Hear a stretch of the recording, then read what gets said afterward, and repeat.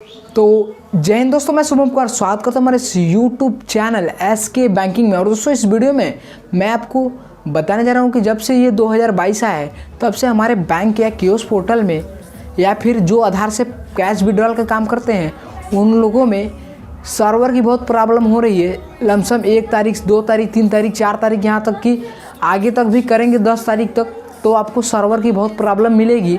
तो दोस्तों इसका मैं सल्यूशन बताने वाला हूँ कि आप लोग ट्रांजेक्शन करने से पहले ये ट्रिक ज़रूर करें, ये अपनाएं ज़रूर। जो मैं तरीका आपको बताने जा रहा हूँ अपनाइएगा तभी आप सही से काम कर पाएंगे, नहीं तो ट्रांजेक्शन फेल होगा, पैसा आपका कटेगा, घाटा आपको लगेगा। इसलिए मैं आपको बोल रहा हूँ कि जैसा मैं बता रहा हूँ वैसा ही ट्रांजेक्शन कीजिए, तभी आपका जो है सेटलमेंट अकाउंट यानी बढ़िया सा चल पाएगा, आपको पूरा स्टेटमेंट हिस्ट्री पूरी मिल सकती है। तो दोस्तों उसके लिए करना क्या है आपको कि सबसे पहले तो आप अपने कैश को पूरी तरह काउंटिंग करें। काउंटिंग करने के बाद आप अपने बैठे अपने सिस्टम पे, तो आप अपने सिस्टम पे बैलेंस इंक्वायरी अपना जो कि BC बैलेंस इंक्वायरी होता है या फिर जो दूसरा किसी भी बैंक का APS पोर्टल चलाते हैं तो अपना बैलेंस वॉलेट का जो बैलेंस होता है उसे अपना चेक करें। चेक करने के बाद कहीं लिख ले या फिर उसे याद कर ले।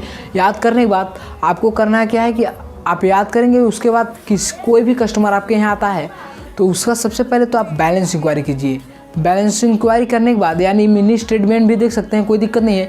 मिनी स्टेटमेंट देखने के बाद आपको बैलेंस उसका जानना है। जानने के बाद फिर आपको कैश विड्रॉल करना है, जितना भी उसका कैश विड्रॉल करना है या फिर कैश डिपॉजिट करना है।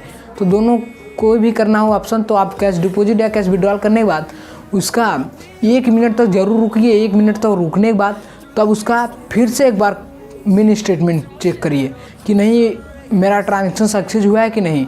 फिर उसके चेक करने के बाद आप अपने स्टेटमेंट ऑफ अकाउंट यानी कि अपना जो ट्रांजेक्शन किए हैं उसमें आप वो चेक करें कि मेरा ट्रांजेक्शन सक्सेस हुआ है कि नहीं। अगर सक्सेस हुआ है तो फिर अपना बैलेंस इंक्वायरी कीजिए, वॉलेट का बैलेंस चेक करिए। अगर उसमें ऐड हुआ है तभी आप किसी कस्टमर को बैलेंस दें, अन्यथा उसके बाद आप ट्रांजेक्शन ही उसे मत दीजिए। और दोस्तों ये मैं आपको खास जानकारी देना चाहूँगा कि हमारा Indian bank kiosk portal Indian bank के जितने भी यूज़र हैं वो लोग अगर APS से कैश विड्रॉल करते हैं, आधार एनेबल पेमेंट सिस्टम से जितने भी इंडियन बैंक के कस्टमर हैं कैश विड्रॉल करने के लिए जाते हैं तो इसमें मत कीजिए। मेरी आपसे हाथ जोड़कर विनती है कि आप लोग APS आधार एनेबल पेमेंट सिस्टम से ट्रांजेक्शन मत कीजिए, क्योंकि इंडियन बैंक का सर्वर सही नहीं चल रहा है। मैं सुबह से 3 ट्रांजेक्शन मेरा फंस गया है, पैसा खाते में रिटर्न नहीं हुआ है, अभी तक फंसा है।